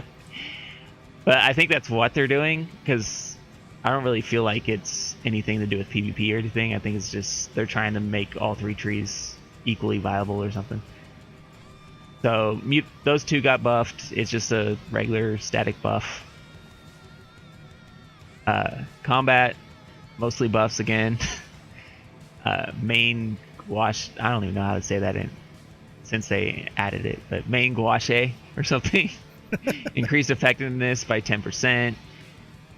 The biggest change here actually is a PvP thing. It's Killing Spree. Shocker. Your biggest cooldown can now be CC'd off, and that just feels weird.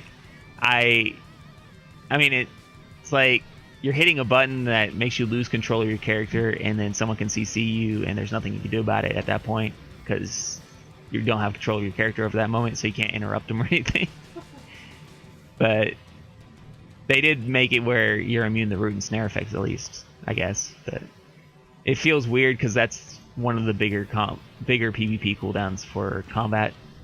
But I guess it's fair at the same time, because if you guys blew your cooldowns and I CC'd you, it's about the same effect anyway. Right. So Yeah. I could see where they're going with that. It's just kind of feels weird because your rogue's suddenly bouncing around, then he's a sheep. Just like the visual effect, you're just like bouncing around from target to target, and then suddenly you're a sheep. Like, what happened? I think it's something a lot of combat rogues will have to get used to, because they're so used to hitting that button and not having to worry about anything really. So it might catch a few off guard when that first comes in. Subtlety again got buffed mostly across the board. Executioner decreased effectiveness by 8%. That's really the only nerf, because Backstab does 20% more damage and Singuary Vein does 30% more damage. So really they're Sounds just like a win. nerfing the finisher a little bit. Executioner is only really nerfing the finisher, so it's kind of like they're buffing Eviscerate and then they're nerfing Eviscerate. So that's probably to make it where combat gets a bigger buff from Eviscerate than Subtlety does or something. Yeah. But mostly it's just buffs, so I'm not really sure what they're going for in the overall scheme of things.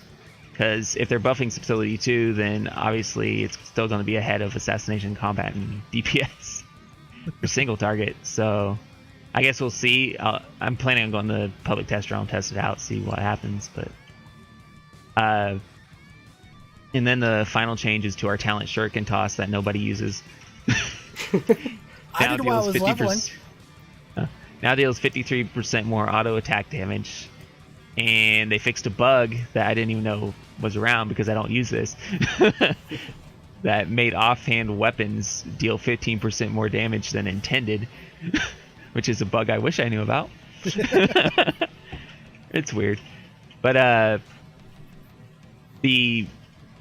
don't think the buff to it will really make it any more appealing compared to the other two talents, because most of the time a rogue can easily stay on the target, and there hasn't really been that many many bosses that have the ones that fly up, like Cindergosa, where they fly up for a little bit in the fight. Mm-hmm. That's where Shuriken Toss was useful back in the day, but we don't really see that very often now. So it's really not a talent that a lot of people take, and it has a niche effect on PvP, but I don't know if they're buffing PvP there or not. So I guess they're just buffing it for the sake of buffing it. The only thing I think of is they're trying to make it more appealing, but it's so niche of a talent that it doesn't really compete with the other two talents. Really, if anything, they need to put it somewhere else in the talents so that it actually has something it can possibly compete with. Like, I could see it in the talent above where they have, Shadow Step and Burst of Speed. I could see it competing a lot better there, because you're choosing gap closer or something to keep your DPS up while you're running to the boss. Right. But Yeah. I can see it competing better there rather than what they have there now, which is Cloak and Dagger, which is complete and total shit. It's the shittiest talent in the entire rogue tree, because no one picks it up because there's no point compared to everything else. So, but other than that, mostly just buffs on rogues, and rogues were already in kind of a good place, so I guess now they're in a better place. It's all. So interested in getting on the public test realm and testing some of these changes out. Right. Going on to shamans. The elemental overload for elemental does its multi-strike increase down by 20%. I haven't been elemental since Cataclysm, so I've been leveling my shaman as elemental. Oh, I forgot you have a shaman. Go. And it doesn't really fix, as far as leveling the shaman, and maybe at cap, it doesn't really fix the problem with elemental shaman in that they feel really, really slow. Yeah, like, I remember their that issue DPS in beta. DPS wise, they are fine, whatever.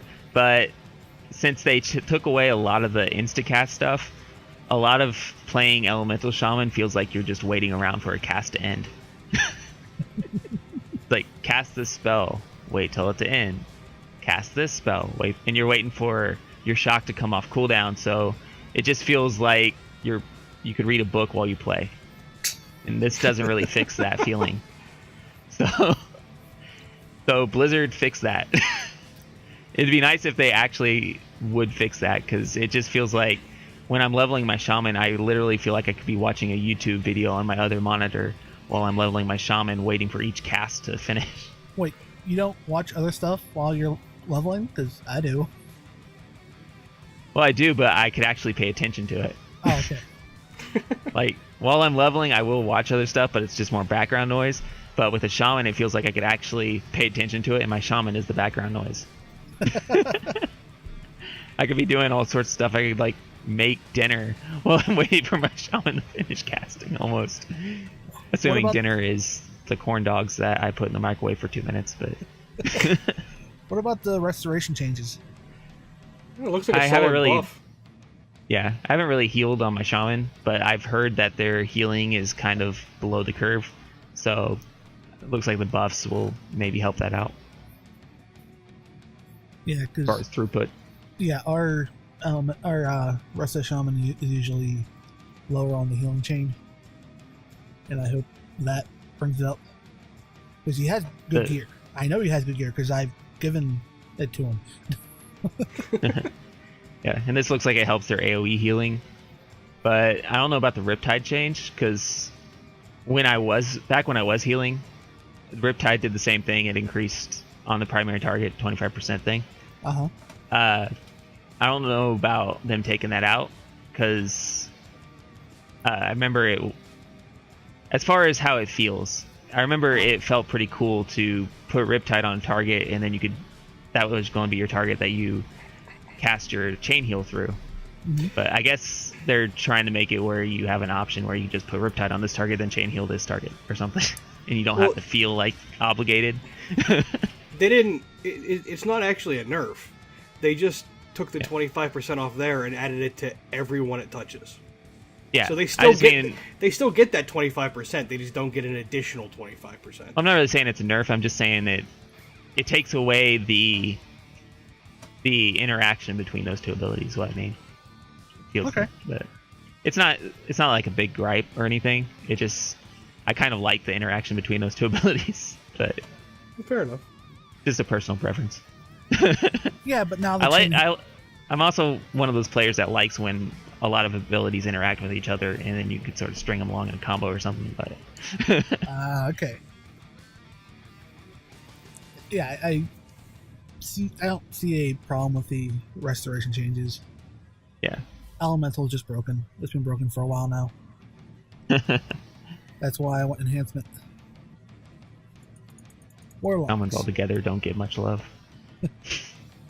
Now, I know you haven't played a Warlock very much, but you're the most knowledgeable person on Warlocks we have, so go. Well, I can't speak for demonology, but I know corruption is affliction. It's not destruction. I don't know if it's for demonology or not, but they could have just put it under affliction, I'm assuming. But 12% more damage isn't bad. Dark Soul, if I remember correctly, is it's your cooldown, and you can actually take a glyph where it adds a use to it, so you have two uses of it. So the fact that it resets at the end of a raid encounter for all warlocks, I'm assuming that's not like you use them up and the timer's not a thing anymore. I'm assuming that's just when the fight's over, they reset so you're ready for the next one, which is a bonus overall, especially if the fight's, back to back, or like you kill the boss and then the next set of trash is right there and you want to use your cooldown again. It also seems like it's for if wipes happen. Yeah. If you blow it and then you wipe 30 seconds later, by the time you're on back, it's not on cooldown anymore. Yeah, or you get a mass res. Yeah. Yeah, because I hate when that happens. Shadow Bolt damage is down. Again, I know that's affliction. Honestly, it's probably demonology too, in hindsight. So I can understand why that's under general. I guess maybe corruption is too, but they nerfed Shadow Bolt pretty good. 25% less. Affliction looks like it got buffed pretty good with Unstable Affliction and Agony both getting 12% more. Both being dots unless they change them. And Demonology, their mastery is down by 4%. That's irrelevant. Chaos Wave does 25% less. Doom does 25% less. Hand of Godon does 25% less. Soulfire does 25% less. And Touch of Chaos does 25% less. I don't know if that's a PvP thing or what, but that is a nerf bat. That's like... oh, how many spells do you use? 25% less. So for demonology, stop. I mean, yeah, demonology warlocks, just stop. Just don't. Yeah. I don't know. I haven't raided on my warlock, so I can't speak for which spec was best raid-wise. I haven't even really looked it up because I need too much gear to care right now. I feel like it's more a PvP thing because demonology is one of the more represented specs in PvP as far as warlocks. But I mean, it's either PvP or they were just doing way too much damage overall. So I'm gonna go with PvP. Damn you, PvP! Seriously. But Affliction definitely got a buff, and well, the Corruption and Shadow Bolt. Well, the Shadow Bolt's 25% less too, so Demonology just screwed the whole way around. But I mean, Affliction probably made out. I'm assuming it just works out that way. But Dark Soul is good across the board, so I mean, Destruction got a minor buff out of that, I guess. Yeah, looking at the DPS rankings for off Anoxic, Demonology getting nerfed that way, it has to be a PvP, please. 25% it has to be. I mean, there's really not much other. Yeah. There's not many other ways you can look at it, because I mean, let's just count here, just for yucks. 1, 2, 3, 4, 5, 6 abilities, including Shadow Bolt. That's 25% less, and just for the icing, let's take 4% off your mastery. Yeah. So I don't know how they were doing in raids. If they were even anything in raids, they might not have been viable. But if they were, you should stop. Yeah. Yeah. If they were viable, they're not viable anymore. I'm just gonna go out and throw that on the limb and say if Pack up your demon and go. you should go see your trainer. If those stick, that will bring Affliction above Demonology, and that will probably put Assassination above Demonology too for raids. So Destruction it is. Check. Demonology is one of the preferred PvP specs just because it has a lot of utility with the pets and stuff, but I I didn't know they were blowing people up. I originally leveled as Demonology back in Burning Crusades, and it was fun. I mean, it wasn't viable to raid in, but it was very versatile as far as survival and everything else while leveling. But as soon as you wanted to do anything at max level, it was like, well, that's over. It was fun while it lasted, Felguard. Yeah, and then it was either Affliction or Destruction. I ended up going Affliction, which I really enjoyed back then, but it's all different now. Warrior, nothing. Very, very slight protection and buff. Almost irrelevant. Yeah, the Warriors skated by so far in this entire thing. I mean, 5% is 5%, but Yeah. Yeah. It's like they almost nerfed the damage on defensive stance. Yeah. yeah. No, damage taken. Oh. It's hard to read it because it's crossed out. Yeah. Yeah, so they got rid of that buff, apparently. They're like, well, we'll just add it to improved then, which is the same thing, because you're going to get improved if you're protection. It just means they didn't give it to all the other specs. Yeah. So that's all it is. Now, we touched this a little bit earlier, and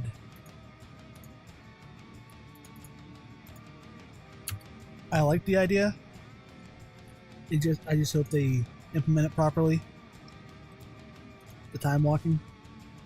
Oh yeah. What did we play that we did that? Was it City of Heroes or something? Where they had something similar to that? Your City of Heroes had the level yourself down to play with your friend. Yeah. Well, I mean, it's close as I've used. Yeah. I believe Rift has that too. Don't talk about Rift. Well, it didn't before. But this whole being able to go back and do older dungeons at appropriate level, people have been asking for it for a while, and they're giving it to them. Had something to do. Yeah, but why? Well, it looks like you can actually get some gear from it because what you get from them actually scales up. So I don't know what it scales up to. I'm trying to look for what eye level it scales the gear up to. Like for their example is Red Sword of Courage. It just says it will scale up to an idle level appropriate for use at your level. I don't know. It depends on what eye level they're talking about, how high it scales up. I'm guessing it scales up to normal dungeon level, but like if you'd done a normal dungeon, not heroic or mythic. I guess it could be another way to get gear if you don't want to do Grimrail Depot. Like either that or that's their lazy way of saying we don't really feel like making new instances, so why don't you just go run these other ones again and we'll give you new shiny toys. Yeah. And the other thing I noticed, it doesn't look like you can invite a lower level person to your party and then go with them. But I'm not sure if that's what they're doing, but because that was kind of the whole intent why people were asking for it, is go help your friend with a lower level dungeon, but you don't want to run them through it. Right. And again, this whole time walking thing is still very early on in what they're talking about. Yeah. I hope it has something to do with that, where you can downscale yourself to go help a friend. Yeah. That would solve the problem we have every expansion. At least I have it. I'll hit max level, and people will want help with dungeons, and I can't queue with them. Yeah. Yeah. And you don't always want to just run them through it and just... Right. Like, they're just mopping up the loot as you just slaughter everything. That's fun to do for when they're first starting. But, like I said, I hope this works out to where it goes to, alright, I'm level 110 now. Oh, look, Mike needs a tank for this new dungeon. I can actually go help him because I can scale myself down to 101. Yeah. It'd be cool for the nostalgia factor too. Like the players that get really nostalgic for stuff, they can just go do it and feel like they're doing it back in the day, bring back some memories or something. Yeah. Like, I remember doing Arcatraz. I remember how great it was. I'm just gonna queue up to do it again. What do you think, Blake?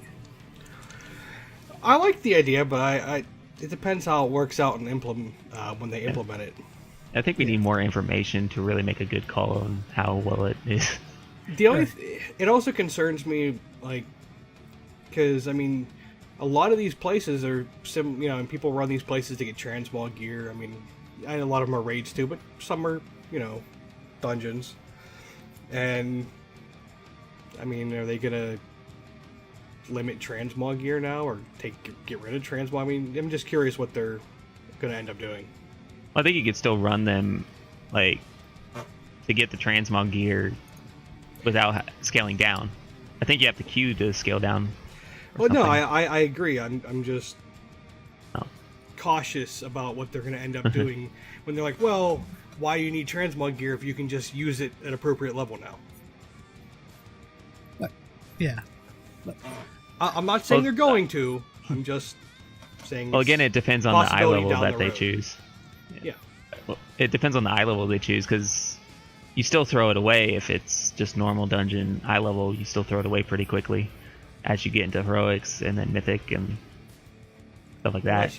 Unless you'll get mythic gear from them too, or something, or whatever. Yeah, I could see it being a good option if you don't want to, like, if you get to level 100 and you're like with an alt, and you just don't want to do the Warlords of Draenor ones anymore because you've done them so much, but you still want to get gear, so you can queue for these other ones and get the nostalgia factor, plus you don't have to run Warlords of Draenor stuff. You could run the old stuff that you haven't been to in a while. The more I think about it, the more I think that the reason they're probably doing this, among other reasons, are there's so many dungeons that all these people who have just started playing within the last couple expansions even haven't done, or probably haven't done much of, if they did do them, they just burned through them as quick as they can because they're leveling. So Or this had is a way someone to, run them through it. yeah, this is a way to experience the dungeons at, quote unquote, appropriate level, max level, whatever you want to call it. Museum mode. Yeah, but actually get something out of it, not just I'm going back cause. Yeah. That's one of the nice things about them scaling up the loot that you get. Because if you're just getting loot for that level range where you're just getting like a high level 200 sword, it's like, the fuck? Yeah, the only Like, way why you're did I going to do get this again? people to... people are only going to do that if you have a friend you need to run through something, or Yeah. I'm just doing it to do it once and experience the instance. And Right. then it's over. Yep. Where I hope this goes, I hope they extend it to the older raids so that you can also do that, because it'd be kind of cool to be able to go kill Illidan if you missed out. Like in Burning Crusade, I didn't really get a raid, so I missed out on getting to kill Illidan, getting to kill Kael'thas and all that when they were relevant. So it'd be kind of cool to be able to go back and do that. Like, but the 5-mans, I didn't miss out on any 5-mans, so I don't want to do Burning Temple at appropriate level. It's so long. well, they'd probably break it up like they do Raid Finder. Yeah, I'd imagine. They did that. That would just be ridiculous. Yeah. Like I said, I could see them breaking it up, doing like a Raid Finder thing with time walking for raids. It took days to do one run. I hope they extend this out to leveling as well. Because if you bring a friend in or a significant other into the game, instead of just making a new character that, one, you may not have a character slot for, or two, don't want to level on their character just to have it sit there. Yeah. Taking my monk down to help out a friend and quest everything together, I think would be cool. Yeah. Make it a little more friendly for new players. Yeah. Granted, you won't be able to do the quest if you already did it, but you can just follow them around where they need to go. Yeah. Especially since the level cap keeps going up, and eventually it's just going to be ridiculous. It's are gonna already want ridiculous. Friends. Yeah. I mean, eventually it's going to be like super ridiculous. Like someone's going to log in. Like you go to a friend, you're like, hey, buy this game and play with me. They log in, they see level 1000 is the cap, and they're like, I'm not doing this alone. Well, I mean, we're at 100 now. That's still a pretty significant jump. I mean, Yeah. they play the first couple levels, which are obviously much, much faster now than when I started. Oh, yeah. Yeah. But you're like, oh, I'm level 10 already. And then they get to like level 20 and they're like, well, it's getting kind of slow. And then like 25, they're like, how many more levels do I need? Son of a... And we're done. Yeah, for me, when I'm leveling an alt, I'll just like sort of steamroll my way through for a little while, and then I hit like level 40, and that's when I usually shelve the alt for a little while because it starts slowing down too much. And then I go back to it and I like pick up steam again, and it's like level 60. I'm just like, I'm tired. And then they're shelved for a long time again, and then, even with heirlooms. For me, I'm good up until I hit BC. Once I hit BC and doing that Hellfire, I'm done. I hate Hellfire. You hated it so long. It's like even with heirlooms, it's just you hit these brick walls that it feels like you're leveling through molasses. Uh-huh. This is true. It'd be nice if there's a way to level alts that was a little more fun, but I don't know what they'd do for that. I would like them to do what they did with the Death Knight. If you had this level character, this character starts at this level. Yeah. And Lloyd, didn't you say they had something like that in your game you played? Back in Dark Age of Camelot, yeah. Max level was 50 when I was playing it. Ended up coming out with expansions. I think I got the first one, but I didn't go past it. But max level was 50, and if you had a max level character, you made a new one, it was 20. So you got a nice boost from the start. Plus, I mean, leveling still took a while, so leveling to 50, then leveling to 50, then that was a mind-numbing thought. But 20 levels off right from the start. That was it. It just makes it more bearable. You're like, you know what? I can do this. And I kind of wonder what WoW's going to do once they start getting to like incredibly ridiculous levels like that in the thousands or whatever they end up to, if they're going to just start saying, okay, you buy the game, you start at level 50. But if they do that, then all of a sudden, what's the point of having the starter zones and all that? Because then they're completely useless. So yeah, I think kind of interesting to see where they take it. Yeah, at some point they're going to have to do what the other game did. You have a max level character. All right, you make a new character. They start off at this level. Yeah. Because, granted, when you bought Warlords, you got an instant 90 boost. Yeah. And that was great. But, unlike most of the world out there, like I did, a lot of the characters I had that were not 90 at the time got boosted. Yeah. Because the idea of leveling again was...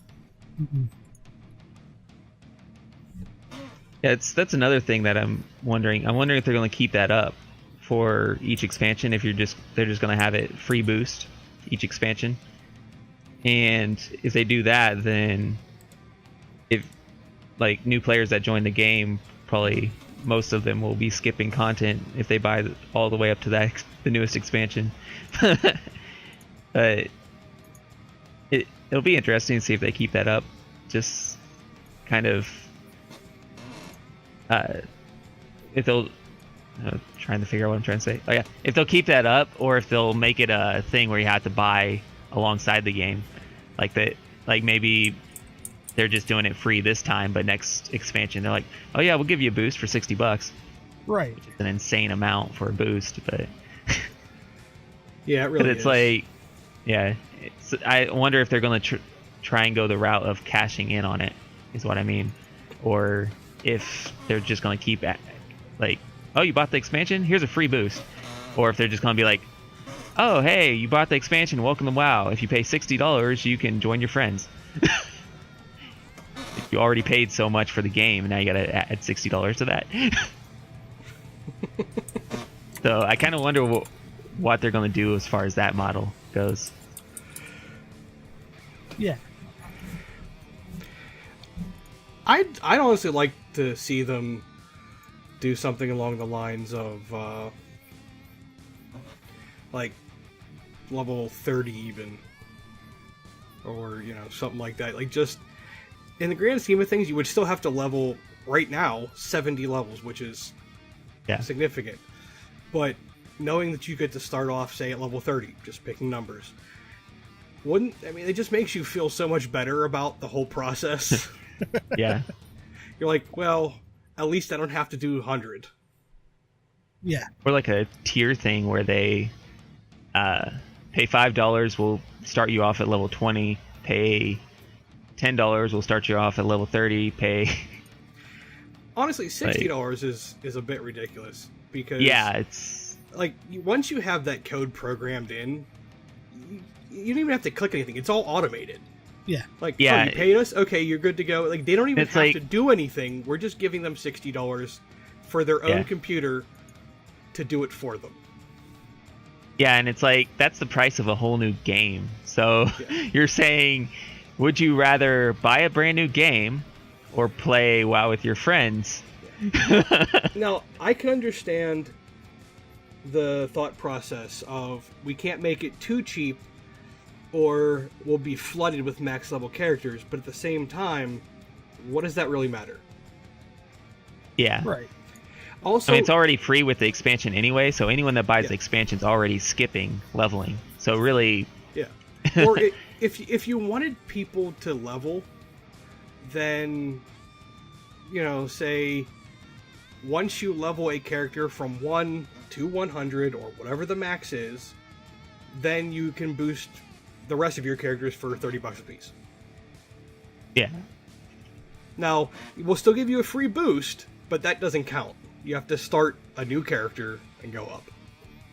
I kind of wonder if they're doing $60 also, because it makes it feel like more of a value when you buy the expansion. Because like, oh, I'm buying this expansion for like, I think it's $34 for the expansion or something like that. And you're like, oh, I'm buying this for $34, but I'm getting a $60 value from the free boost, so I feel like I'm getting a lot more. Yeah, until you want to boost another character, then like, oh, well, I'm paying another $60, so... Yeah, which is more than an expansion, so it's... Now, I mean, on all the apps for smartphones and everything else nowadays, they have the microtransactions. Maybe WoW should look into the microtransactions. Not $60. Seems like they kind of are for the, like, as far as the WoW token implementation and the other cash shop items. Oh, no, But, I mean, they are looking into it. What I'm saying is their numbers need to get lower. Oh, yeah. Yeah. Like, the WoW token, I don't have a specific problem with. I get that. You're buying Yeah. game time for, whoever pays the gold for it. Yeah. But, Like a it's pseudo free-to-play. yeah, well, it's just $60 for characters. Just outrageous. Yeah. And especially if you are smart about it and you level your character to at least, 60? Yeah. And then do it. So you get the profession boost too. Now, honestly, over the course of the expansion, I did it a few times to get my characters up. I think I did it twice in addition to the free one. But I would have never done that if I, hadn't stopped playing for 2 expansions. Right. And If all- it's almost like, I guess you can't really do it that way, but you could almost just create another account and buy the expansion for that account. And then you get it cheaper. Yeah. Yeah. But that'd be a funny way to do it. You could. You just have to, entirely log off whenever you're ulting. Yeah. And pay another subscription. So... Well, yeah. That is Well, that. actually, if you make enough money, you don't have to pay for a subscription for that. Just Yeah. token it up. Yeah, Yeah, with the WoW token, I would that's have more to- viable. I would have to pay for a subscription. Yeah, with the WoW I token, know. it's a lot more I'll sell- viable because you're just like, I'll buy the Sending WoW gold token to and that. sell myself game time.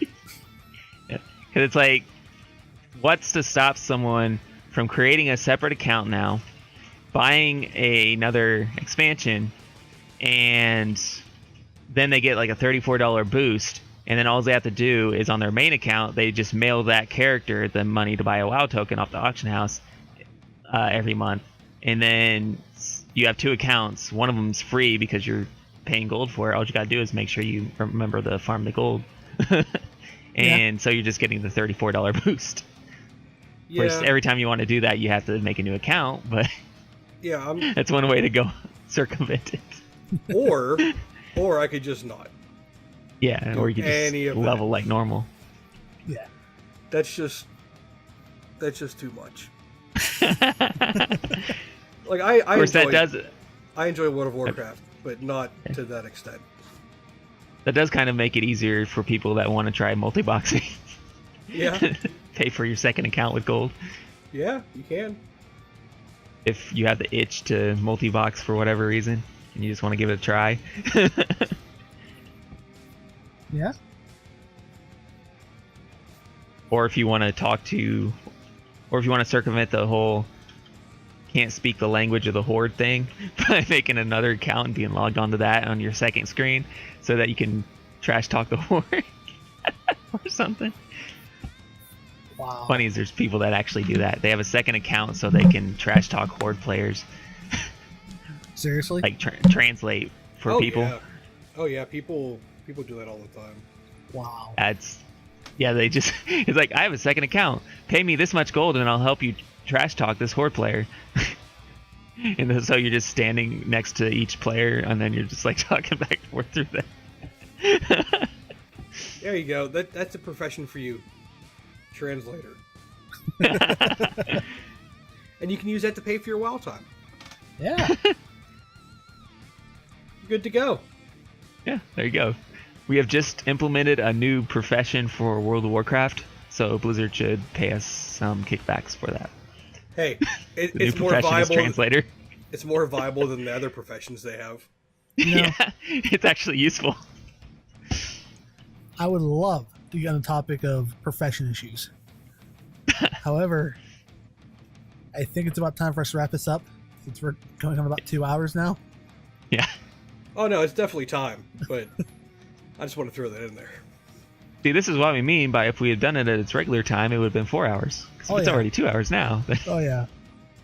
Next week we'll have 2 more hours of content for you. But, look, you have anything else you want to say? No, I got nothing, man. Well, You always have nothing. I'd like to thank you for being our special guest for this special edition of Conjured Refreshments. It was fun. It was fun. Hopefully, we can have you back again sometime. Eventually I will understand the concept of time. Wait, Mystic. I think Mike is attempting to communicate. I'd like to thank everyone. What is time, Mystic? What is today? Everyone for watching. And we're done. Like the video if you liked it. Dislike if you disliked it. Give the subscribe button a click. Mike's Better channel not dislike it. Mike's channel will be in the description below. If you're watching this on my channel. Can we just mute Mike? My channel will be in the description below. If it's on Mike's channel, hit that subscribe button on Mike's channel. Loit doesn't have a channel right now. So... F you, Loit. I have 2. They're just not doing anything. Subscribe to his channel even though there's no videos. There's videos, just not new videos. They're really old and stupid. Oh. They're old dusty videos. Subscribe to his channel for old dusty videos. Yeah, like and the maybe a new Sparkle one Bunny in parade. the future. Maybe there'll be a new one a year from now and you'll be glad that you subscribed to catch that. Moving on. Mike, say goodbye. Goodbye, Mike. Loit, say goodbye. Goodbye. Goodbye, Mike. Later, everybody.